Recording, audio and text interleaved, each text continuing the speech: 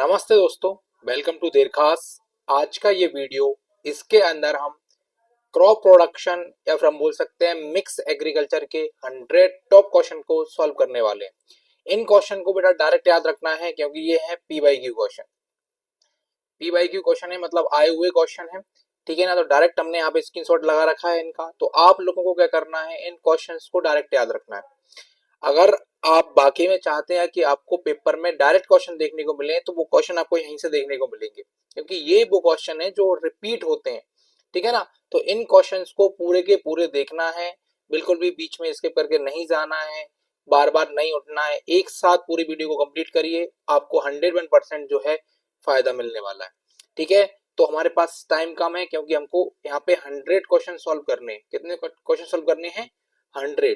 तो हमारे पास टाइम कम है, इसलिए हम फालतू की बातें नहीं करेंगे, सीधा क्वेश्चन पे आएंगे। पहला ही क्वेश्चन आप लोगों के पास है, ये है सरकार ने 2022 तक पेट्रोल में इथेनॉल मिलाने का प्रतिशत और 2030 तक प्रतिशत रखा गया है। मतलब सरकार जो है वो पेट्रोल के अंदर इथेनॉल मिलाना चाहती है, तो उसका टारगेट 2022 तक और 2030 तक कितना रखा गया है। ये क्वेश्चन पुराना है, कैसा है? पीवाई की क्वेश्चन है, इसलिए इसमें 2022 पूछा हुआ है। कितना पूछा हुआ है? 2022 वगैरह जो है पूछा जा रहा है। लेकिन अब हमसे पूछा जाएगा 2030 तक का। तो 2030 तक का और 22 तक का दोनों टारगेट था 10 और 20%, ठीक है ना। तो E20 इथेनॉल जो है ना वो 2030 तक पूछा जाएगा, इसलिए हम याद रखेंगे कि 2030 तक जो टारगेट रहेगा वो रहेगा 20% का। कितने का है? 20% का। जो कि अभी खबरें भी आप लोगों ने सुनी होंगी, बीच बीच में आने लगी थी कि जो है पेट्रोल के अंदर E20 मिलाया जाएगा, E20 पेट्रोल मिलेगा पेट्रोल पंपों में, क्योंकि उसमें 20% इथेनॉल मिलाएंगे, उसको बोलते हैं इथेनॉल, ठीक है। याद रखना इस चीज को। अगला क्वेश्चन हमारे पास है कि वर्ष 2019-20 के लिए मौजूदा जो कीमतों में देश सकल मूल आर्थिक, जैसे अब जीडीपी बोलते हैं, है ना, ग्रोथ में कृषि और संबंधित क्षेत्रों की हिस्सेदारी प्रतिशत है, कितने प्रतिशत रहेगी? तो ये रहेगी 17.8%। कितनी रहेगी? 17.8% रहेगी। अब ये क्या है? ये है एग्रीकल्चर करंट के क्वेश्चन जो पुराने पेपरों में पूछे गए हैं। मतलब इस हिसाब से हमको भी कुछ ना कुछ एग्रीकल्चर करंट्स के बारे में जानना पड़ेगा, इसलिए यहाँ से हमको आइडिया लग जाता है। ये चीजें समझ में आ गई बात? चलिए आगे बहुत शानदार और बहुत प्यारे क्वेश्चन लोगों को देखने को मिलेंगे। उन क्वेश्चन को अगर आपको नहीं बने हैं ना ये दो क्वेश्चन, तो कोई टेंशन वाली बात नहीं है, आगे आपको क्वेश्चन बनेंगे। ये क्वेश्चन बहुत आसान है और अच्छा क्वेश्चन है कि वर्तमान में भारत में एक मान स्वीकृति जीएम प्रौद्योगिकी फसल कौन सी है, बीज कौन सा है? तो इनका कहने का मतलब जो है वो ये है कि fill in the blanks is currently the only ना appropriate GM technology seed in India. तो इंडिया के अंदर GM टेक्नोलॉजी वाला सीड कौन सा है? तो वो है बीटी कपास। कौन है? बीटी कपास अकेला है जो जिनोम सीड है, ठीक है ना। आगे चलते हैं। अगला क्वेश्चन हमारे पास है कि हरित क्रांति की शुरुआत पंचवर्षीय योजना में हुई थी। अब ये बड़ा कमाल का क्वेश्चन है। अभी तक आपसे ये पूछा जाता था कि जो हरित क्रांति यानी कि ग्रीन रेवोल्यूशन है, इसकी स्टार्टिंग डेट कब थी, कब से स्टार्ट हुआ था। लेकिन अब हमसे क्या पूछ रहा है? कौन सी पंचवर्षीय योजना में हुई?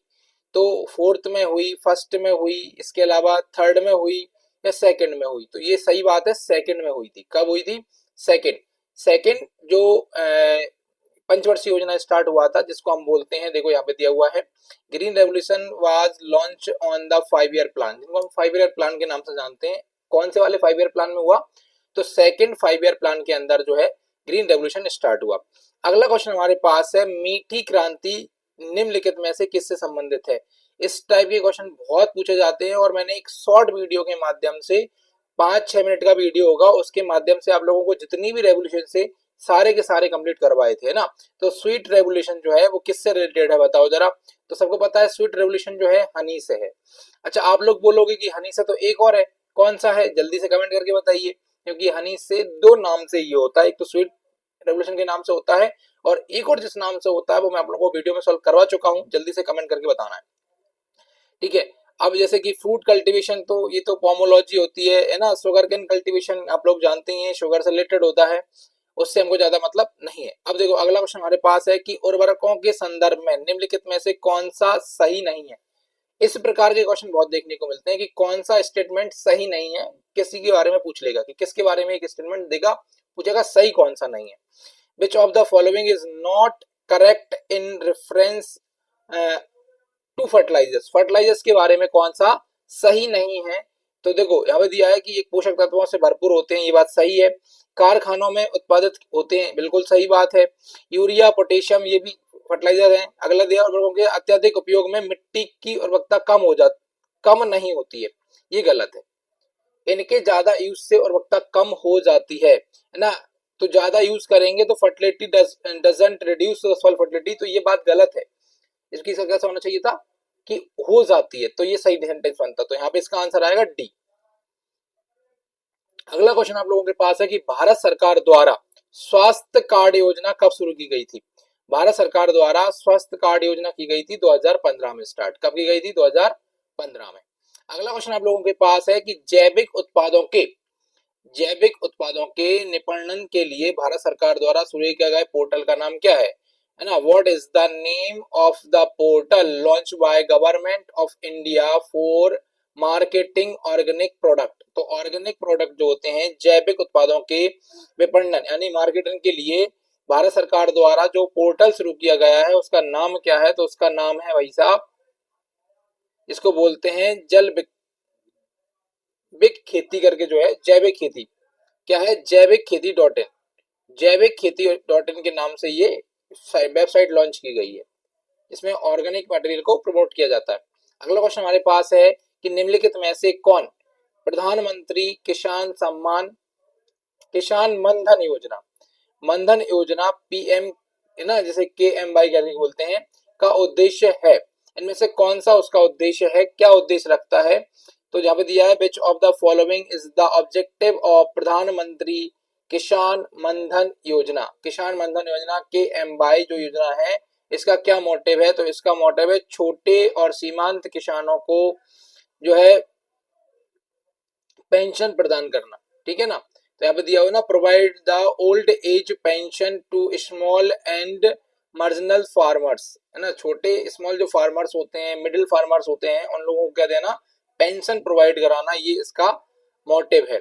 अगला क्वेश्चन दिया है कि भारत में निम्नलिखित में से किस स्थान पर बीज अनुसंधान केंद्र स्थित है। ये भी मैं आप लोगों को जो है सॉल्व करवा चुका हूँ एक वीडियो के अंदर कि जितने भी इंस्टीट्यूट्स हैं वो आप लोगों को याद रखने हैं। ठीक है ना? तो हमसे ये पूछ रहा है कि भारत में निम्नलिखित में से किस स्थान पर बीज अनुसंधान संस्थान यानी कि सीड, जिसको हम बोलते हैं which of the following place is in India is the seed research centre located. Seed research centre कहां पर लोकेटेड है? तो ये वाराणसी में है। कहां पर है? वाराणसी में है, याद रखना इसको। अगला क्वेश्चन दिया हुआ है कि सोडियम क्लोरेट क्या है। सोडियम क्लोरेट जो होता है वो क्या है? What is sodium chlorate? Sodium chlorate जो है वो क्या है? तो ये क्या शाकनाशी है, कीटनाशी है, खाद्यनाशी है, कीटनाशी है?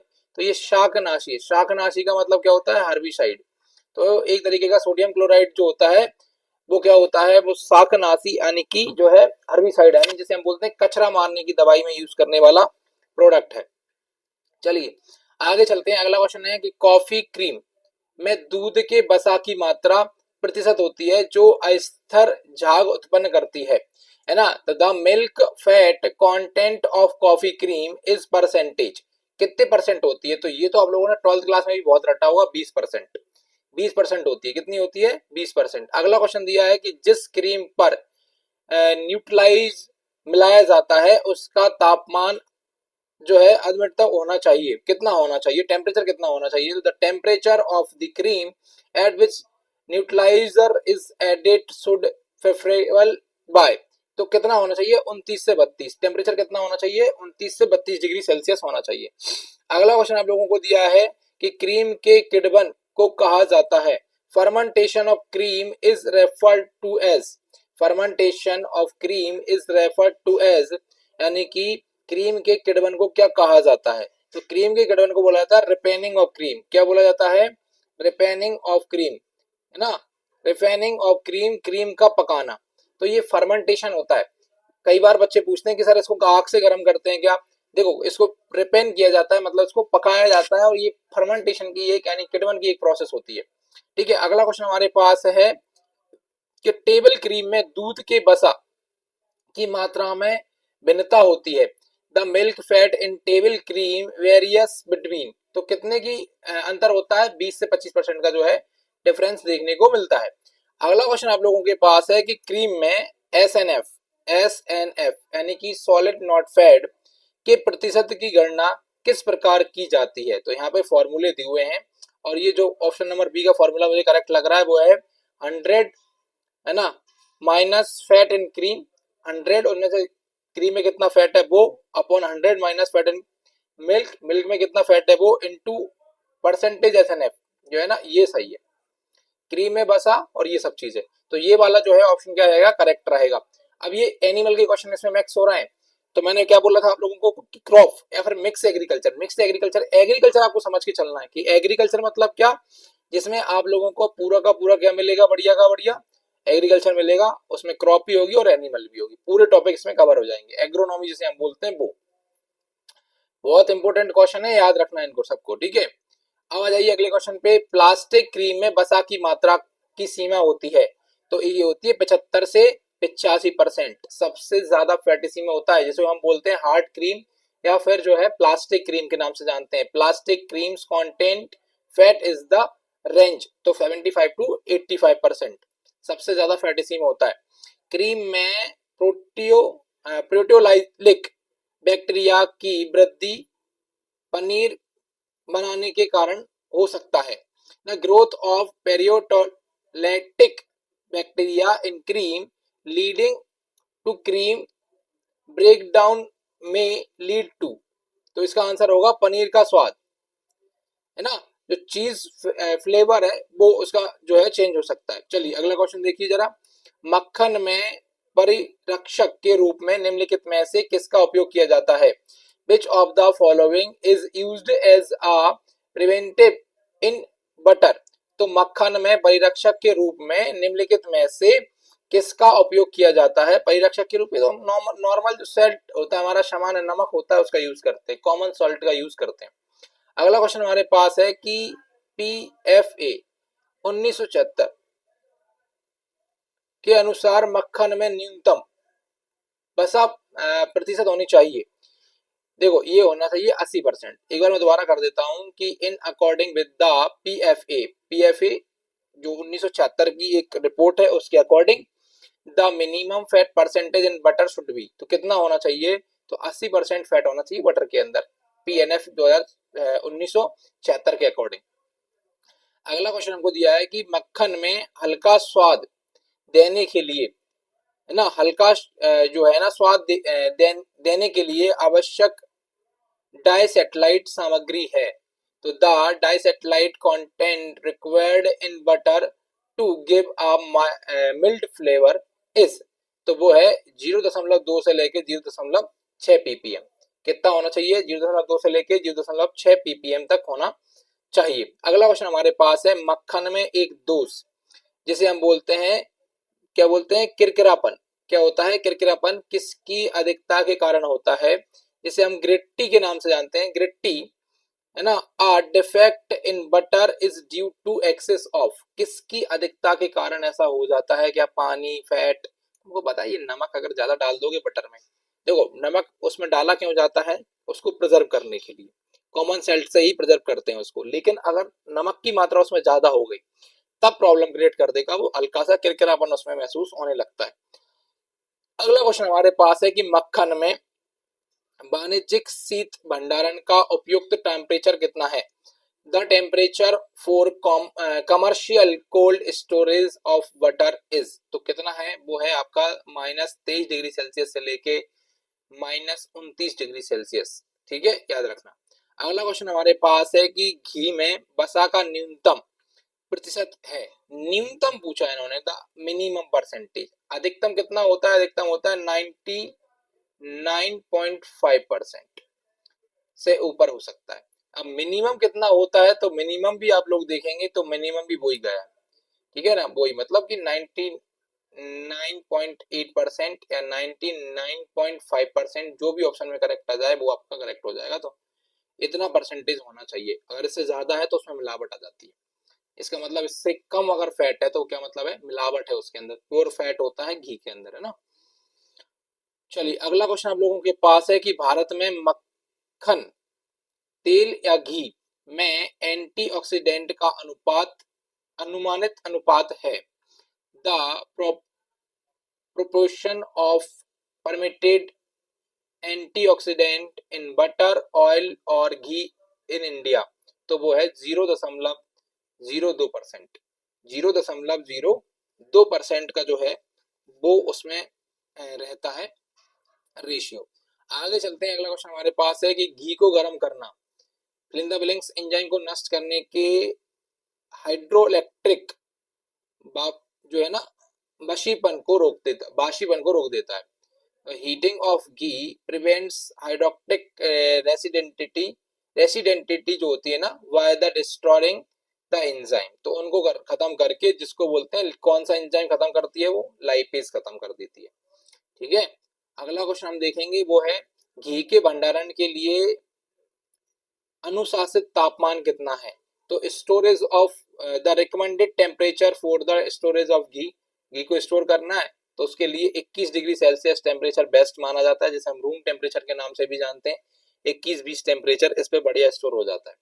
ठीक है, अगला क्वेश्चन हमारे पास है वो है कि आइसक्रीम के लिए सबसे उपयुक्त न्यूट्रलाइजर है ना, तो the most suitable neutraliser for ice cream is, तो आइसक्रीम के लिए बेस्ट न्यूट्रलाइजर कौन सा है, तो वह सोडियम बाइकार्बोनेट। कौन सा है, सोडियम बाइकार्बोनेट है।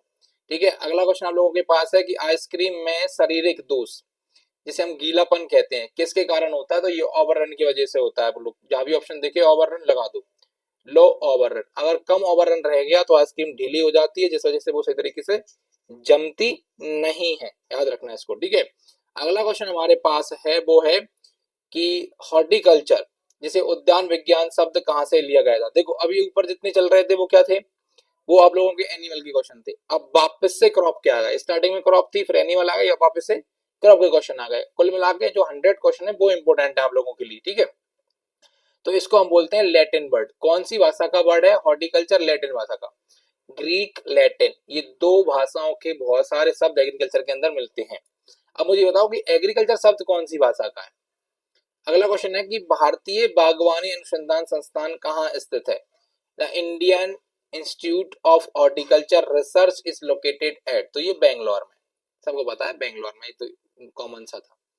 अगला क्वेश्चन है कि क्या दिया है, मुरब्बा उत्पाद किससे तैयार किया जाता है ना, जिसे marmalades is the product that is the prepared from, तो मुरब्बा कहाँ से करते हैं, तो बेल से करते हैं, इसको हम बोलते हैं सिट्रस। बिल्कुल सही बात है, सिट्रस से करते हैं ना, सिट्रस से करते हैं। हाँ हाँ, वो क्या नींबू वगैरह का बनाया जाता है, आम, आंवला, ये आंवला भी होगा लेकिन सिट्रस इसमें कंप्लीट बैठेगा सही। ठीक है, अगला क्वेश्चन है कि पौधे की अलग अलग आकार से टैनिंग करने की कला को क्या कहा जाता है। The art of tanning plants into different shapes is known as, तो प्लांट में टैनिंग करना, वो भी अलग अलग तरीके की शेप देके, तो इस आर्ट को किस नाम से जानते हैं, तो इसको जो है टॉपियर, टॉपिएसी, टॉपियरी या टॉपिएसी, टॉपियरी के नाम से, टॉप एरी है, टॉप एरी के नाम से इसको हम जानते हैं।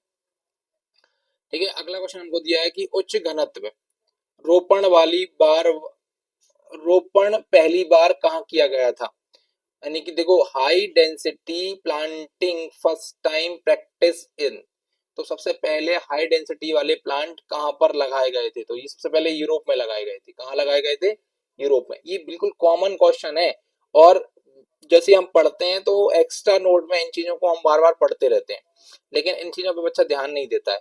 तो बिल्कुल कॉमन क्वेश्चन है, आराम से आप लोग देखोगे बनेंगे क्वेश्चन, ध्यान से पढ़ के जाना है, बस ध्यान से पढ़ना है, और क्वेश्चन पढ़ते समय भी ध्यान रखना है कुछ चीजों का।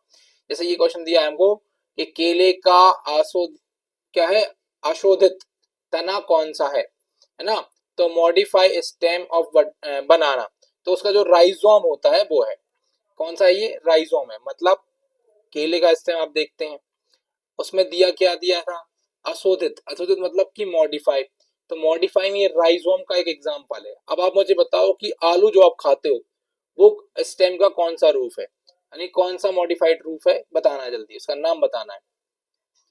अगला क्वेश्चन हमारे पास है वो है कि जो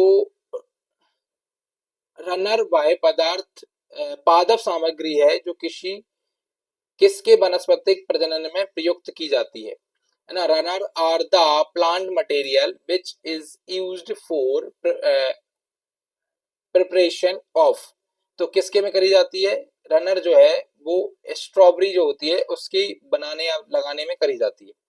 ठीक है, अगला क्वेश्चन हमारे पास दिया हुआ है कि कितनी दूरी रखकर अमरूद को घास के मैदानों में उगाया जाता है। कितनी दूरी रखकर अमरूद को घास के मैदानों में उगाया जाता है। Guava is plant through the mildew, है ना, और caring at the space of, तो कितना दूरी रखेंगे, देखो 3 दिया है, 2x1 दिया है, 2x1 मीटर स्क्वायर क्यों दिया है, मतलब 2 ऐसे में और 1 ऐसे में उगाया जा सकता है उसको, है ना। अगला क्वेश्चन हमको दिया है कि वनस्पति प्रजनन के दौरान कौन सा पादप वृद्धि हार्मोन अधिकतर प्रयुक्त किया जाता है। Which of the plant growth hormone is mostly used during the vegetative propagation, मतलब वनस्पति प्रजनन जो हो रहा है उस समय वेजिटेटिव प्रोपोगेशन में, जिसको हम किसी टहनी वगैरह को काट के लगाने में कौन सा हार्मोन सबसे ज्यादा यूज किया जाता है, तो उसका नाम है ऑक्सिन। कौन सा हार्मोन है, ऑक्सिन हार्मोन है, बहुत ज्यादा यूज किया जाता है। ठीक है, अगला क्वेश्चन हमारे पास है कि आम की फसल के लिए निम्नलिखित में से कौन सी मिट्टी की आवश्यकता होती है। बताओ जरा, आम की फसल के लिए निम्नलिखित में से कौन सी मिट्टी की आवश्यकता होती है।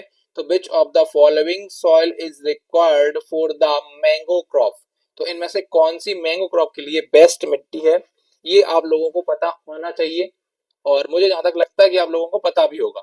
ठीक है, तो ये सही आंसर इसका होगा बालुई दोमट मिट्टी, सैंडी लॉमी मिट्टी।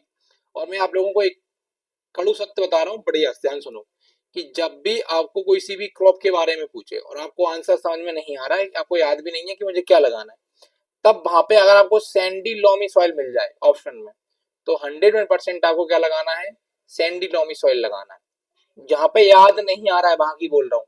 अब आप कॉटन के लिए सैंडी लॉमी मत लगा देना, कॉटन के लिए ब्लैक है, दुनिया को पता है। ठीक है, ऐसी जगह पे जब हम फंस जाएं, हमको समझ में नहीं आ रहा है, तब आपको ये लगाना है सैंडी लॉमी। ठीक है, क्योंकि आपके सही होने के चांसेस बढ़ जाएंगे। आगे बता रहा हूं, अगला क्या है कि भेंट कलम बंधन को किस अन्य नाम से जानते हैं, है ना। Inner inarching is also known as, किस अलग नाम से भी जानते हैं, इसको बोलते हैं अटैच ग्राफ्टिंग। किस नाम से जानते हैं, अटैच ग्राफ्टिंग के नाम से इसको हम जानते हैं, मेनली उसको अटैच ग्राफ्टिंग के नाम से ही जानते हैं। इन्होंने जो नाम दिया है ना कि वेट क्लम बंधन या फिर जो एनर्चिंग, ये कम लोग जानते हैं, है ना। अटैच ग्राफ्टिंग सब लोग इसको बारे में जानते हैं। चलिए अगला क्वेश्चन हमारे को दिया है, अगला क्वेश्चन क्या दिया हमको कि चिकन टंग डिसऑर्डर, चिकन टंग डिसऑर्डर अधिकतर किस में पाया जाता है। Chicken tongue disorder mostly found in, तो ये आप लोगों को अधिकतर जो है वो लीची में देखने को मिलता है। किसमें देखने को मिलता है, लीची के अंदर। ठीक है, अगला क्वेश्चन हमको दिया हुआ है कि सूक्ष्म प्रजनन अधिकतर किसमें होता है। Micro propagation is mostly done in, तो ये आप लोगों को बनाना में मिलेगा, किसमें मिलेगा, बनाना में। अगला क्वेश्चन हमको दिया हुआ है कि माउडर माउड लेयरिंग, माउड लेयरिंग को अन्य किस नाम से जानते हैं। Mound layering is also known as, तो इसको अलग दूसरा नाम जो है वो है स्टूल लेयरिंग। माउड लेयरिंग को स्टूल लेयरिंग के नाम से भी क्या होता है जानते हैं। अगला क्वेश्चन हमको दिया है कि निषेचन के लिए भ्रूण का विकास कहाँ, भ्रूण का विकास क्या कहलाता है। निषेचन के लिए भ्रूण का विकास क्या कहलाता है, developed of embryo without fertilization known as, तो मतलब बिना निषेचन के, बिना मीटिंग के अगर भ्रूण डेवलप्ड हो जाए तो उसको किस नाम से कहते हैं, तो उसको हम एपोमैक्सिस कहते हैं। क्या कहते हैं, एपोमैक्सिस के नाम से जानते हैं। विदाउट निषेचन के बिना भ्रूण का विकास क्या कहलाता है, तो वो एपोमैक्सिस कहलाता है, याद रखना इसको। अगला क्वेश्चन हमको दिया हुआ है, क्वेश्चन का नाम है कि भैया क्वेश्चन क्या है कि हार्ड बूज कटिंग मुख्य रूप से किसका वनस्पतिक प्रजनन करने के लिए की जाती है। Hard wood cutting is mainly done to propagate, किसको प्रोपोगेट करने के लिए करी जाती है, तो ये पोमोग्रेनेट जो होता है यानी कि अनार हमारा, उसके ऊपर करने के लिए की जाती है। अगला क्वेश्चन दिया है बागवानी की प्रमुख शाखाएं कितनी है, 3। बागवानी की शाखाएं कितनी है, 3 है। There are the major branches of horticulture, उसकी 3 मेजर ब्रांचेस हैं। अगला क्वेश्चन हमको दिया हुआ है कि स्थानीय खपत के लिए सब्जी उत्पादन क्या होता है, vegetable production for local consumption is, तो उसको बोलते हैं मार्केट गार्डनिंग, बाजार बागवानी, क्या बोलते हैं उसको, बाजार बागवानी बोलते हैं। अगला क्वेश्चन हमको दिया हुआ है 98 नंबर पे, जो मतलब कि हमारा जो है 48वां क्वेश्चन हो गया, वो है पेपेन मुख्य रूप से किससे प्राप्त किया जाता है, सबको पता है पपाया को। और ये जो क्वेश्चन है 2023, 2024, 2025 तीनों साल के पेपर में देखने को मुझे मिला। अति इंपोर्टेंट है कि पेन कहां से प्राप्त किया जाता है, तो पपाया से प्राप्त किया जाता है। अगला क्वेश्चन आप लोगों को है, वो है केंद्रीय शुष्क बागवानी संस्थान कहां पर है, central institute of aired agriculture, तो केंद्रीय शुष्क, एराइड मतलब सूखी हुई, तो वो है बीकानेर। भैया राजस्थान सूखा क्षेत्र है, तो राजस्थान के शहर बीकानेर में ये मिलेगी, सीधी सी बात है। ठीक है, अगला क्वेश्चन हमको दिया है केंद्रीय आलू संधान संस्थान, ये आप मान के चलिए एमपीपीएससी, यूपीएससी जिसे आप सुनते होंगे, इन सब में पूछ लिया हुआ है।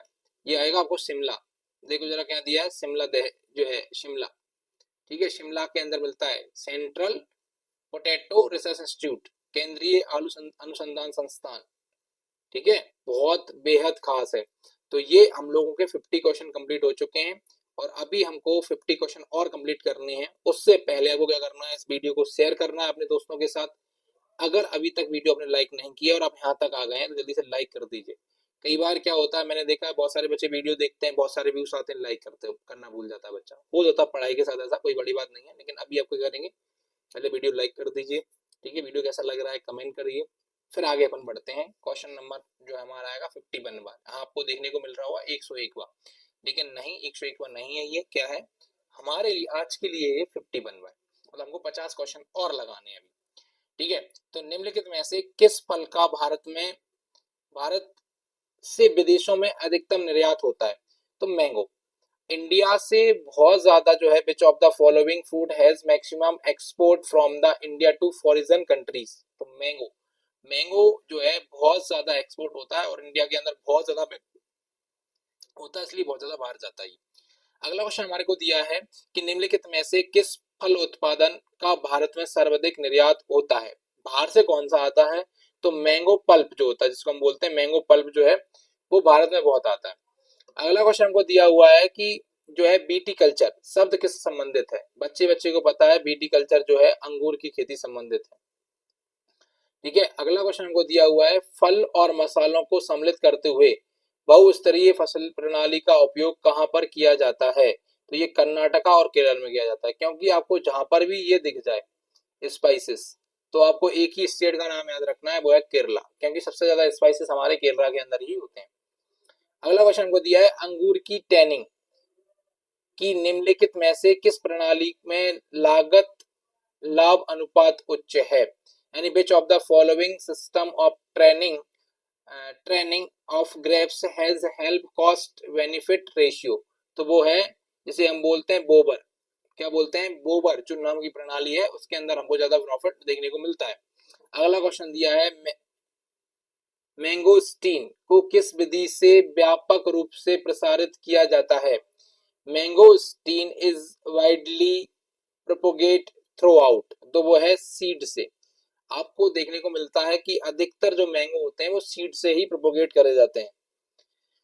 आगे क्वेश्चन देखने को मिलेगा अगला हमको टी बर्डिंग को के रूप में भी जाना जाता है, T budding is also known as, तो इसको हम सीड बर्डिंग के नाम से भी जानते हैं, किस नाम से जानते हैं, सीड बर्डिंग के नाम से भी जानते हैं। अगला क्वेश्चन दिया है कि उत्तर भारत में अंगूर की छटाई वर्ष में की जाती है ताकि इससे बेहतर वृद्धि और फल लग सके।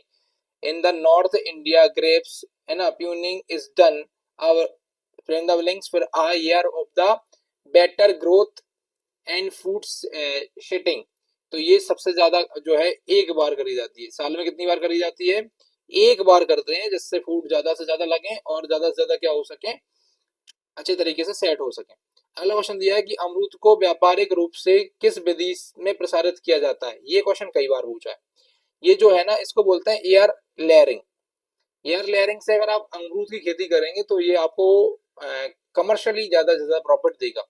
ये ना, guava is the commercially propagate through out, तो एयर लेयरिंग के थ्रू करवाओ उसको, इससे ज्यादा से ज्यादा फल लगते हैं इसमें। अगला क्वेश्चन मिलेगा आप लोगों को कि व्यावसायिक रूप से लीची का प्रसार किस विधि द्वारा किया जाता है। लीची is commonly propagate by air layering. किसके द्वारा करा जाता है? एयर लेयरिंग के थ्रू करा जाता है। अगला क्वेश्चन आप लोगों को दे रहा है कि द बेस्ट टाइम फॉर बेर प्यूरिंग, बेर छटाई के लिए सबसे अच्छा समय कौन सा। प्यूरिंग का मतलब आपको कई बार प्यूरिंग प्यूरिंग सुनने को मिलता है। तो प्यूरिंग का मतलब क्या होता है? ब्रांचेस वगैरह को हटाना, छटाई करना एक तरीके का प्यूरिंग होता है, ठीक है। तो ये सबसे बढ़िया टाइम जो है वो आपका ग्रीष्म काल का है। समर का टाइम बढ़िया माना जाता है बेर के लिए। हर फसल के लिए अलग अलग टाइम होता है ये, ठीक है ना। अगला क्वेश्चन दिया है कि शुष्क भूमि पर खेती कितनी वर्षा वाले क्षेत्रों में फसल की खेती की जाती है। तो आपको सबको पता है 750 मिलीमीटर से ऊपर अगर ये है तो वर्षा वाली खेती है। देखो याद रखो 750, 750 से कम बारिश हो रही है तो वहां पे हो जाएगा ड्राई फार्मिंग, और 750 से अगर ऊपर हो रही है तो वो हो जाएगा आप लोगों का कौन सा,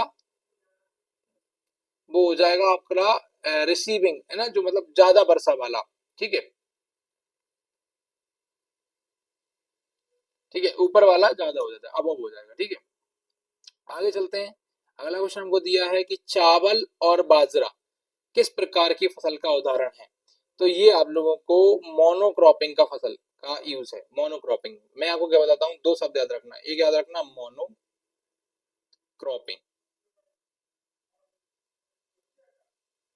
ठीक है, मोनोकल्चर,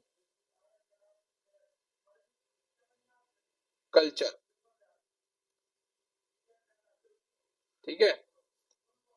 अब ध्यान से सुनो, एक है मोनोक्रॉपिंग और एक है मोनोकल्चर। पहले तो इस शब्द को याद रखो जिसका नाम है मोनो। इसका मतलब होता है एक, क्रॉपिंग का मतलब होता है फसल, मतलब क्या होता है? फसल। तो एक फसल लगाना या एक जैसी फसल लगाना मोनोक्रॉपिंग होता है।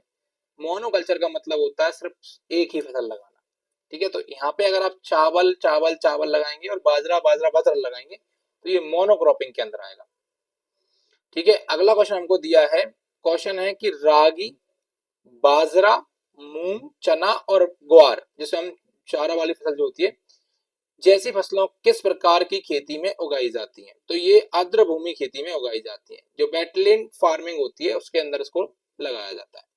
अगला क्वेश्चन आप लोगों के पास है कि निम्नलिखित में से कौन सा मल्च का प्रकार जो है, मल्च का टाइप है। तो स्प्रे मल्च जो से हम बोलते हैं, which of the following is not a type of mulches. निम्नलिखित में से कौन सा मल्च का प्रकार नहीं है, तो जिसे हम बोलते हैं स्प्रे गीली घास, यानी कि मल्च, स्प्रे मल्च जिसे हम बोलते हैं वो, ठीक है। अगला हम बात करते हैं, अगला क्वेश्चन हमको दिया हुआ है, फसल चक्र में गहरी जड़ वाली फसलों के बाद किस प्रकार की फसल लगानी चाहिए। उथली जड़ वाली, बच्चे बच्चे को पता है, ठीक है। अगला क्वेश्चन दिया है, निम्नलिखित में से किस फसल चक्र को तकनीक तत्कालिक आर्थिक लाभ माना जाता है। तो जिसे हम बोलते हैं इम्प्रूव यील्ड्स, बेहतर पैदावार। अगर आप अच्छा फसल चक्र यूज करेंगे तो सबसे ज्यादा आपको तुरंत फायदा मिलेगा कि आपकी इम्प्रूव बढ़ जाएगा, फायदा हो जाएगा यील्ड में, उपज में फायदा हो जाएगा। निम्नलिखित में से कौन चावल में सीमांत पत्ती के सूखने का कारण है। तो वो है पोटेशियम की कमी। किसकी कमी है? पोटेशियम की कमी होने से पत्तियां सूखने लगती हैं, ठीक है।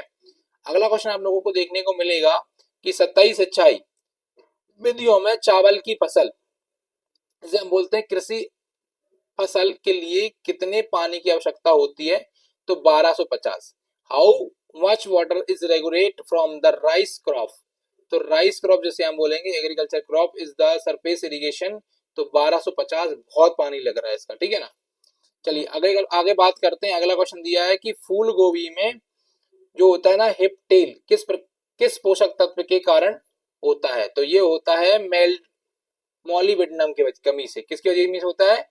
मॉलिब्डेनम की कमी से होता है। निम्नलिखित जैसे फूल गोभी है उसमें हिप्टेल जो है वो मॉलिब्डेनम की कमी से होगा। अगला क्वेश्चन हम लोगों को देखने को मिलेगा कि किस पेड़ को पेडी पेड़ों का राजा कहा जाता है? द ट्रीज ऑफ न किंग ऑफ ट्रीज, तो सबको पता है यार। ये टिक जो टीक करके जो होता है ना, टीक टीक करके एक पौधा होता है, उसको हम बोलते हैं किंग ऑफ ट्रीज। आगे देखेंगे निम्नलिखित में से कौन सा जैविक कृषि का सिद्धांत नहीं है? ये नहीं है बहुत आता है, ठीक है, नहीं है पूछता है हमेशा। तो कौन सा नहीं है? Which of the following is not the principal of the organic agriculture, तो ये डी वाला नहीं है कि वर्षा के अग्र प्राप्त और असमान वितरण का सिद्धांत, principle of the indicate and the unseen अनेबन डिस्ट्रीब्यूशन ऑफ रेनफॉल, ये ऑर्गेनिक खेती का सिद्धांत नहीं है ना, इसको लेके चलना है। चल के चलते हैं, अगला क्वेश्चन हम लोग को देखने को मिलेगा, भारत में वर्षा का कितना प्रतिशत मानसून काल में प्राप्त होता है? सबको पता है 80%। इसके अलावा बारिश का कोई पानी, सोचें आप, पानी तो बारिश हो सकती है लेकिन वो 1-2%, 2%, 5% होती है, लेकिन मैक्सिमम बारिश जो हमारे यहाँ होती है वो मानसून में ही होती है। कितनी होती है? 80% होती है। अगला क्वेश्चन आप लोगों को देखने को मिलेगा कि अवांछित और अवांछनीय पौधे हैं जो भूमि और जल संसाधनों के उपयोग में बाधा डालते हैं और इस प्रकार मानव कल्याण का प्रतिकूल प्रभाव डालते हैं। खरपतवार होते हैं, बीट्स, है ना। कौन होते हैं? बीट्स होते हैं। Weeds are unwanted and unusable plants which the interfere with the utilization of land and water resource and thus advisory है ना affect human welfare। कुल मिला के मानव के जो है खेती वगैरह करने में ये प्रॉब्लम क्रिएट करते हैं और खेती वाले पौधों को, भूमि का उपयोग, इसके अलावा पानी के उपयोग में ये बाधा क्रिएट करते हैं, वो बीट कहते हैं।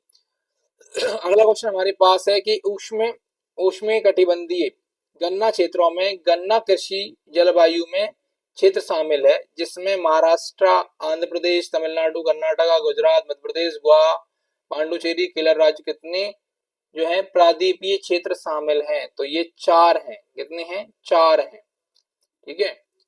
अगले क्वेश्चन दिया है कि निम्नलिखित में से कौन भारत में मुख्य अनाज वाली फसल है? तो यार सबको पता है मुख्य अनाज वाली फसल तो गेहूं है, व्हीट, ठीक है। मेन सीरियल क्रॉप्स क्या है? हमारी व्हीट है। आगे दिया है सोयाबीन प्लस मक्का या बाजरा प्लस लोबिया, यह निम्नलिखित में से किसका उदाहरण है? तो ये इंटरक्रॉपिंग का एग्जांपल है, सोयाबीन प्लस मेज, या फिर इसके जगह पे अपन बोल सकते हैं फिंगर मिलेट्स जिसको हम बाजरा बोलते हैं, प्लस काउपी यानी कि लोबिया। किस प्रकार का एग्जांपल है? तो ये इंटरक्रॉपिंग का ही उदाहरण है। अगला क्वेश्चन हमको दिया है कि निम्न देश के कुल कृषि निर्यात में समुद्री उत्पादों का निर्यात हिस्सा कितना है? तो ये है 17%, मात्र 17%, है ना, 17% है मात्र। अगला देखते हैं कि वन और वृक्षों के आवरण के मामले में भारत का विश्व में रैंकिंग क्या है? What is the India world ranking in terms for forest and trees cover? तो इसमें भारत में जो इसकी रैंकिंग है वो 10th है, 10वें नंबर पे इंडिया आता है पूरे वर्ल्ड के अंदर। आगे देखते हैं हाल ही में किस राज्य के विधानमंडल में कृषि भूमि के स्वामित्व से संबंधित भूमि सुधार विधेयक पारित किया गया है? विच स्टेट जो है इसके अंदर यह सब विधेयक लाया है जिसमें भूमि सुधार किया जाएगा? वो कर्नाटका है। अगला क्वेश्चन है कि हाल ही में भारत सरकार ने किस भारतीय राज्य को सूक्ष्म सिंचाई कोष MIF के तहत रियायती ब्याज दर जो है 3.791 करोड़ रुपए का ऋण स्वीकृत किया गया है? तो वो है आप लोगों का तमिलनाडु। साउथ इंडिया के स्टेट अगर आप लोग देखोगे तो उनके अंदर आप लोगों को एग्रीकल्चर में बहुत ज्यादा भूमिका देखने को मिलेगी, जबकि हमारे जो नॉर्थ इंडियन स्टेट हैं इनमें एग्रीकल्चर और फार्मर्स के लिए बहुत ज्यादा कुछ किया नहीं जाता है, लेकिन साउथ इंडियन स्टेट बहुत करते हैं अपने फार्मर्स के लिए। आगे देखते हैं हम कि खरीफ फसलों के तहत बीमा बोया गया क्षेत्र कौमा पर पहुंचा गया है जो 2020 में अब तक का उच्चतम स्तर रहा है? तो ये है 108.2 मिलियन हेक्टेयर, 108.2 मिलियन हेक्टेयर। यही वाला डाटा याद रखना है, 2020 वाला डाटा आपको अभी भी याद रखना है। अगला क्वेश्चन है, कौन सा राज्य 2020 में इतने इतने करोड़ रुपए से इतने इतने टन की मामूली वन उपज खरीद के साथ आगे है? वो है छत्तीसगढ़। कौन सा है? छत्तीसगढ़। अगला क्वेश्चन दिया है, बचे हुए कीटनाशक को निपटाने का सबसे सुरक्षित तरीका क्या है? जैसे आपने खेत में यूज किया कीटनाशक लेकिन बच गया, तो सबसे अच्छा क्या है कि आपको कोई नुकसान वगैरह ना हो, तो इसको बोलेंगे वायरिंग इन दी सॉइल, मिट्टी में गाड़ना। और उस कीटनाशक को क्या करें, आप मिट्टी में गाड़ दें, सबसे अच्छा तरीका है, नहीं तो किसी जानवर वगैरह खा लेगा तो दिक्कत हो जाएगी। अगला क्वेश्चन आप लोगों के पास है कि निम्नलिखित में से कौन से प्रकार के मैनुअल रूप से संचालित स्प्रे 4 से 5 मीटर ऊंचे वृक्षारोपण के छिड़काव के लिए उपयुक्त हैं? तो वो है फूड एंड रॉकिंग स्पेयर। कौन से? Food and rocking spare.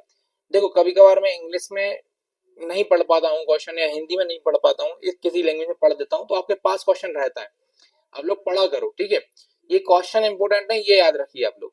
अगला क्वेश्चन है कि 1 हेक्टेयर में 5.0 मीटर से 5.0 मीटर की दूरी पर कितने आम के पेड़ लगाए जा सकते हैं? कुल मिला के बात ये 5.0 इंटू 5.0, इनके बीच में कितने पेड़ लगाए जा सकते हैं? तो ये लगाए जा सकते हैं 400 पेड़ पर हेक्टेयर।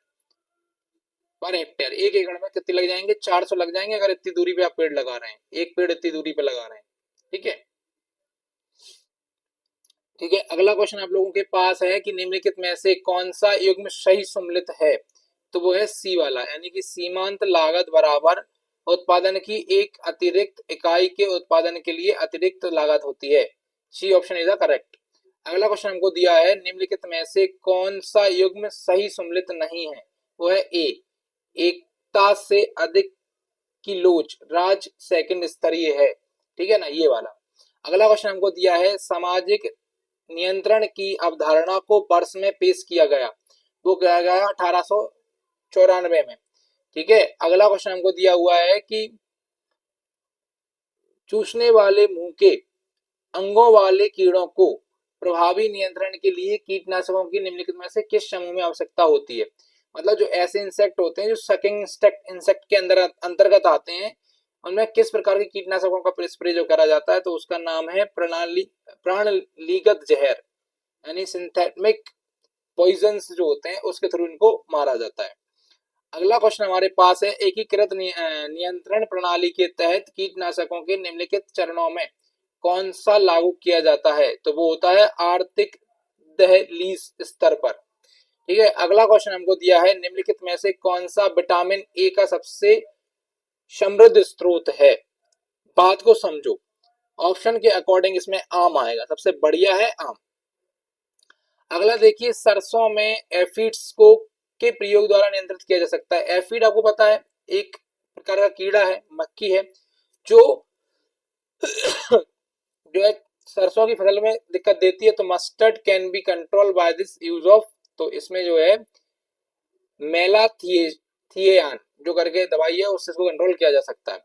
अगला क्वेश्चन दिया हुआ है कि चावल की स्वस्थ जड़ का रंग होता है, the colour of healthy root of rice is, तो वो होता है व्हाइट, सफेद कलर की होती है अगर बढ़िया है तो, वैसे ब्राउन से पड़ जाती है।